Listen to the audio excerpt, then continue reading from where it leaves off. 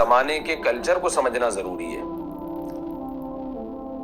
جیسے حدیثوں میں آتا ہے نا کہ جو نماز نہیں پڑھتا وہ مومن نہیں ہے، اور بعض دفعہ ایسا بھی ہوتا ہے کہ نبی صلی اللہ علیہ وسلم کسی علاقے پہ حملے کا ارادہ کرتے، لیکن جب اذان کی آواز سنتے تو وہاں سے لوٹ آتے اور نماز پڑھتا دیکھتے تو مسلمان سمجھتے۔ تو کچھ اعمال ایسے ہیں جس کو اس دور میں ایمان اور کفر کا معیار قرار دیا گیا۔ جو شخص وہ عمل کرے گا تو مومن ہے، عمل نہیں کرے گا تو وہ کافر ہے، کیونکہ اس زمانے میں یہ علامت تھی مسلمان اور کافر ہونے کی۔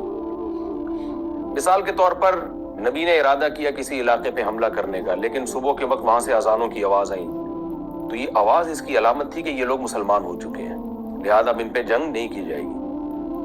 تو اس سے کیا پتہ چلا کہ جو قوم اذان دیتی ہے وہ مسلمان ہے، جو قوم اذان نہیں دیتی وہ کافر ہے۔ یہ اس دور میں علامت تھی۔ اب اس سے کوئی یہ نتیجہ نہیں نکال سکتا کہ اگر کسی علاقے میں مسلمان لوگ رہتے ہیں اور وہ سستی اور کاہلی کی وجہ سے اذان نہ دے رہے ہوں تو ان پہ جہاد کرنا فرض ہے، کیونکہ نبی جو تھے وہ تو جب دیکھتے تھے کہ کسی قوم سے اذان کی آواز نہیں آئی تو حملہ کر دیتے تھے۔ تو آج بھی اگر کسی علاقے میں ہمیں اذان کی آواز نہیں آئے گی تو ہم حملہ کر دیں گے۔ یہ نتیجہ حدیث سے نکالنا غلط ہوگا۔ وجہ کیا ہے کہ آج اگر کسی علاقے میں مسلمان رہتے ہیں اور وہ اذان نہیں دیتے تو اذان نہ دینا اس کی علامت نہیں ہے کہ یہ کافر ہیں۔ یہ سستی کاہلی کی وجہ سے بھی ہو سکتا ہے،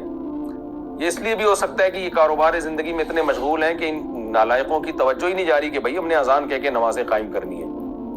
تو آج یہ کفر کی علامت نہیں ہے سستی کی وجہ سے، لیکن صحابہ کے دور میں اس کا تصور تھا نہیں کہ کوئی مسلمان ہو اور نماز نہ پڑھے وہ، کیونکہ وہ لوگ تو باعمل مسلمان تھے۔ تو اس لیے وہاں نماز نہ پڑھنا یہ سمجھا گیا کہ یہ کافر ہی ہوگا تبھی تو نہیں پڑھ رہا۔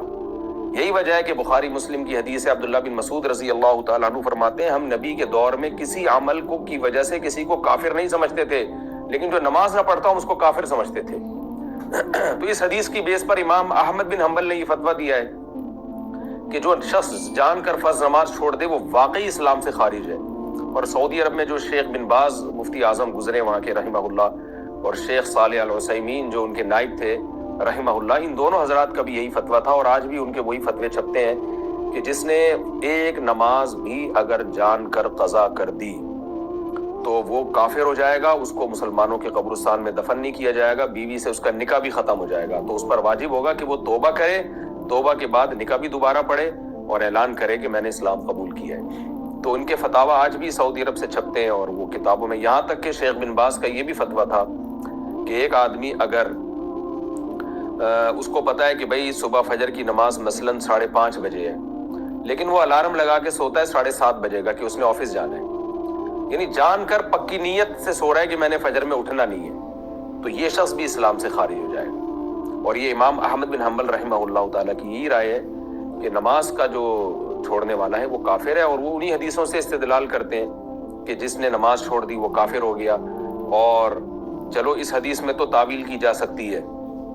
کہ جس نے نماز چھوڑ دی وہ کافر ہو گیا، یہاں کفر سے مراد ہے عملی کافر، یعنی کافروں والا عمل، جیسے کہ حدیث میں آتا ہے جس نے معاہدے کی خلاف ورزی کی وہ مومن ہی نہیں ہے، جس نے پیٹ بھر کے کھانا کھایا پڑوسی بھوکا سویا وہ مومن نہیں ہے۔ تو جو تعویل اس حدیث میں ہوتی ہے کہ بھئی مومن سے مراد کامل مومن نہیں ہے، تو وہ تعویلات اس میں بھی ہوتی ہے۔ لیکن امام احمد بن حنبل کے نزدیک یہ جو عبداللہ بن مسعود کی حدیث ہے وہ کہتے ہیں اس کی تو کوئی تعویل ہو ہی نہیں سکتی، اس لیے کہ عبداللہ بن مسعود کہہ رہے ہیں کہ ہم نبی کے دور میں کسی عمل کو کفر نہیں سمجھتے تھے،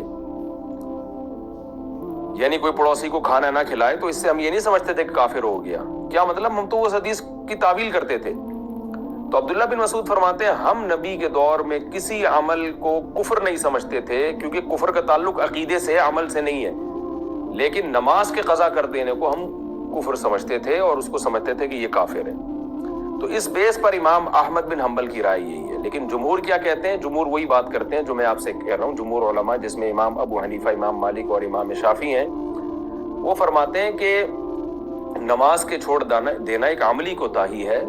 اور عملی کوتاہی سے انسان کافر نہیں ہوتا، کفر کا تعلق آپ کے عقیدے سے ہے۔ ہاں کوئی ایسا عمل کرے جس سے یہ پتہ چلے کہ یہ شخص اسلام کی توہین کر رہا ہے، جیسے کوئی خدا نخواستہ اللہ نہ کرے معاذ اللہ قرآن پہ پاؤں رکھ کے کھڑا ہو جائے، تو ہے تو یہ عمل، لیکن یہ شدید ترین توہین ہے اور یہ اس کے دل کے عقیدے کی عکاسی کر رہی ہے، تو ایسے عمل سے تو کافر ہو جائے گا کیونکہ یہ توہین کر رہا ہے، جبکہ نماز کا قضا کرنے والا توہین نہیں کر رہا، وہ ایک عملی لحاظ سے کوتاہی کر رہا ہے جو گناہ ہے۔ جیسے کوئی زنا کرتا ہے, کوئی چوری کرتا ہے. تو جمہور کیا کہتے ہیں کہ بھائی یہ جو عبداللہ بن مسعود کی حدیث ہے جس میں آتا ہے کہ ہم نبی کے دور میں نماز چھوڑ دینے والے کو کافر سمجھتے تھے, یعنی سچا کافر, پکا کافر, بغیر تعویل کے, تو اس کی وجہ یہی ہے کہ نبی کے دور میں اس کا تصور ہی نہیں تھا کہ کوئی مسلمان ہو اور وہ نماز بھی جان کر چھوڑ دے. یہ تصور نہیں تھا. تو یہ ایک سائن تھی, علامت تھی نماز. جیسے حدیث میں آتے ہیں ہمارے اور کفر کے درمیان فرق نماز ہے, یعنی نماز سے پتہ چلے گا کہ تم مومن ہو یا نہیں ہو. تو آج جو سستی کی وجہ سے نمازیں چھوڑی جا رہی ہیں وہ اس میں داخل نہیں ہے.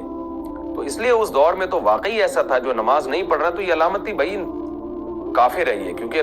مسلمان ہوتا تو نماز پڑھتا. اس کی میں ایک مثال دیتا ہوں کہ آج بھی ہمارے ہاں کوئی مسلمان کبھی مندر میں نہیں جاتا, یعنی مندروں میں جو ہندو لوگ ہفتہ ہفتہ جا رہے ہوتے ہیں یا عیسائی لوگ چرچ میں جا رہے ہوتے ہیں, تو اگر آپ دیکھ رہے ہیں کوئی مسلمان ہر مسجد میں کبھی آتا نہیں ہے لیکن چرچ جاتا ہے, تو ہم اس کو عیسائی سمجھیں گے, بھئی یہ تو عیسائی کر رہے ہیں ایسا. کیوں؟ کوئی مسلمان ایسا نہیں کرتا. اگر کوئی ایسا کر رہا ہے تو اس کا مطلب وہ کرسچن ہے, وہ عیسائی ہے. تو لیکن اگر خدا نخواستہ مسلمانوں میں یہ فیشن آ جائے, رواج ہو جائے کہ وہ چرچ بھی جا رہے ہیں اور مسجد بھی جا رہے ہیں, لیکن چرچ عبادت کے لیے نہیں جا رہے, ویسے انٹرٹینمنٹ کے لیے جا رہے ہیں, پھر ان پہ کفر کا فتویٰ نہیں لگے گا. ہاں ان کو یہ تو کہا جائے گا یہ گناہ کبیرہ کے مرتکب ہیں, یہ ایک اسلام کا ایک شاعر کی دھجیاں اڑا رہے ہیں, لیکن کافر نہیں قرار دیا جائے گا. تو کچھ چیزیں علامات ہوتی ہیں کہ جن کو دیکھ کر انسان اندازہ لگا لیتا ہے کہ یہ کافر ہے. اس کی مثال ایسے ہے کہ علماء یہ بیان کرتے ہیں اگر کوئی کسی مندر میں جا کے کسی بت کے سامنے جھکے تو ہم اس کو کافر ہی سمجھیں گے. اب وہ 100 دفعہ یہ کہے کہ میں اس لیے نہیں جھک رہا کہ اللہ تعالیٰ نے اس بت کو اختیارات دیے ہوئے ہیں یا یہ کسی نفع نقصان کا مالک ہے, بلکہ میں تو اس کے سامنے اس لیے جھکتا ہوں کہ کیا نام ہے, ایک ہندوؤں کا مقدس وہ عبادت گاہ ہے اور میں چاہتا ہوں ہندوؤں کو مسلمانوں کے تھوڑا قریب کر لوں اور جوڑ پیدا کرنے کے لیے میں ان کے سامنے بتوں کے سامنے سجدہ کر رہا ہوں. یہ تعویل نہیں چلے گی, اس لیے کہ بھائی یہ تو ایک بہت بڑی علامت ہے کہ آپ بت کی عبادت کر رہے ہیں, تو ہم ظاہر کو دیکھیں گے. تو خوب اچھی طرح سمجھ لیں, کچھ چیزیں نبی کے دور میں شاعر تھیں, علامات تھیں, اور آج بھی عرف میں جو چیز اسلام کی علامت کہلائے گی اس کی وجہ سے ہم اس کو اس مسلمان سمجھیں گے, اور جو چیزیں کافروں کی علامتیں ہیں اگر کوئی ان کو اختیار کرتا ہے اور بغیر کسی تعویل کے اور کوئی شرعی مجبوری بھی نہ ہو اس کو, جیسے کوئی قتل کی دھمکی دے دے تو ایک الگ بات ہے, تو پھر ہم اس کو کافر ہی سمجھیں گے جب تک کہ وہ توحید کا اور اقرار نہیں کرتا اور اپنے اس عمل کی کوئی توجیہ بیان نہیں کرتا. جیسے کوئی بت کے سامنے جا کے سجدہ کرے گا تو وہ پھر بے شک 100 دفعہ کہتا رہے میری نیت یہ تھی وہ تھی, ہم یہ سمجھیں گے یہ اسلام سے خارج ہو گیا اور اس پہ کفر کا حکم لگایا جائے گا, اس کا نکاح ختم ہوگا, دوبارہ اسلام قبول کرے گا, بارات کا اعلان کرے گا اور پھر دوبارہ نکاح ہوگا, حج کیا ہوگا تو وہ باطل ہو جائے گا اس کا.